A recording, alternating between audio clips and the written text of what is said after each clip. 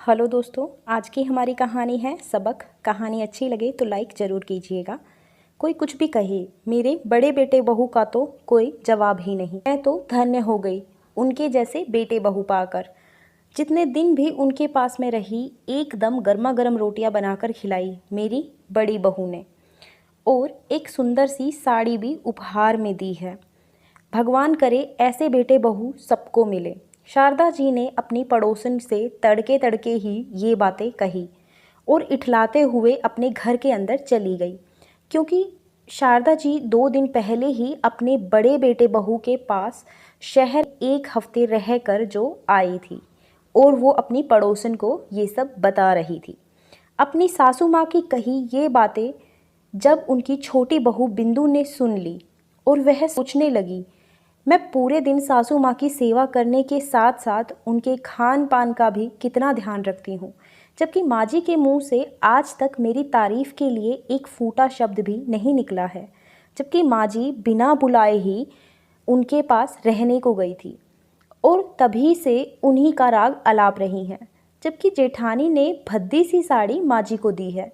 ऐसी साड़ी तो मैं काम वाली बाई को भी ना दूँ, और माँ जी इठलाती हुई घूम रही हैं, और मैं लगातार 8 सालों से माँ जी को गर्मा गर्म रोटियाँ खिला रही हूँ, और जेठानी जी की 2 दिन रोटियाँ उन पर कितना भारी पड़ रही हैं।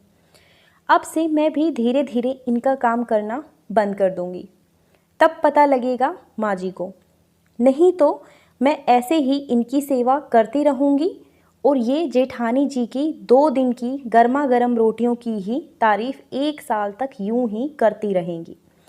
बस मैंने अब सोच लिया है, सोहन बिंदु के पति भी अब जो चाहे कहें, मैं अब सासू माँ की परवाह नहीं करने वाली हूँ। मैं सासू माँ को उनकी गलती का एहसास दिलवा कर रहूँगी। मन अपने जहन में आई ये बातें बुदबुदाई। अब धीरे धीरे बिंदु ने सासू माँ का ख्याल करना छोड़ दिया। पति देव के ऑफिस जाने के बाद ही वो आराम से फ़ोन लेकर बैठ जाती, और खाना भी आराम से बनाती और चुपचाप बनाकर रख देती। ना ही शारदा जी को थाल में सजाकर खाना परोसती, और ना ही उनसे बात करती, और ना ही उनके पैर दबाती। तभी 2 दिन बाद शारदा जी ज़ोर ज़ोर से चिल्लाने लगी, बहू, मैं देख रही हूँ आजकल तुम ना तो खाना समय पर बनाती हो और ना ही मेरे पैर दबाती हो। लगता है तुमने सारी शर्म लिहाज खूंटी पर टांग दी है। कुछ तो शर्म करो और मुझे फटाफट खाना बना कर दो। भूख लगी है ज़ोरों से। क्या हो गया है तुम्हें जो अचानक से इतना बदल गई हो? माफ़ करना माँ जी, जेठानी जी जैसी गर्मा गर्म रोटियां का स्वाद मेरी बनाई रोटियों में कहाँ है। मैं तो कहती हूँ आप हर महीने 2 महीने में उनके पास जाकर रहा करिए, ताकि आपको सुंदर सुंदर तोहफे और गर्मा गर्म रोटियां मिलती रहें। क्योंकि मैंने तो इन 8 सालों में ना तो कभी जेठानी जी जैसी सुंदर साड़ी आपको दी है, और ना ही कभी समय पर खाना दिया है। और जेठानी जी अगर आपको एक रुमाल भी दे देती हैं तो आप पूरे जग में ढिंडोरा पीट देती हैं, जबकि मैं चाहे कितना भी कर लूँ, आपके मुंह से मेरे लिए प्यार के 2 मीठे शब्द भी नहीं निकलते हैं।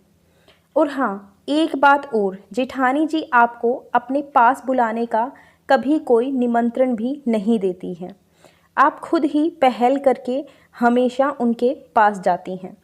अगर उनके मन में आपके प्रति इतना ही सेवा भाव होता तो वे आपको कभी तो अपने पास बुलाती। और अगर आपको लगता है कि जेठानी जी आपकी परवाह हमसे ज़्यादा करती है, तो फिर आप वहीं रहिए, कतई नहीं रोकूंगी, बिंदु ने टकासा जवाब दिया। बिंदु के मुंह से इतना सुनते ही शारदा जी को सारा माजरा समझ आ गया, और वे झील की तरह एकदम शांत पड़ गई। शायद उन्हें अब ये बखूबी पता चल गया था कि अब आगे कुछ भी कहना सही नहीं होगा, क्योंकि वो भी कहीं ना कहीं अपनी बड़ी बहू से वाकिफ थी। वे समझ गई कि बुढ़ापा केवल बिंदु के सहारे ही कट सकता है। ये तो शारदा जी का अंतर्मन भी बहुत अच्छे से जानता था, क्योंकि बड़ी बहू ना ही उनके पास कभी आती है और ना ही उन्हें कभी अपने पास आने को कहती है। और उस दिन के बाद से शारदा जी अपनी बड़ी बहू की झूठी तारीफ किसी सामने करने से बचने लगी, और बिंदु ने फिर से अपना फर्ज निभाया और खुशी खुशी निभा रही है। सास को भी समझ आ गया कि जो जैसा है उसे वैसा ही बताना चाहिए और सराहना उसकी करनी चाहिए जो वास्तव में उसके लायक हो। धन्यवाद दोस्तों। कहानी अच्छी लगी हो तो लाइक कर दीजिए, ज़्यादा से ज़्यादा शेयर कीजिए, चैनल को सब्सक्राइब कर लीजिए और अपनी राय कहानी के बारे में कमेंट सेक्शन में बताना बिल्कुल भी मत भूलिएगा।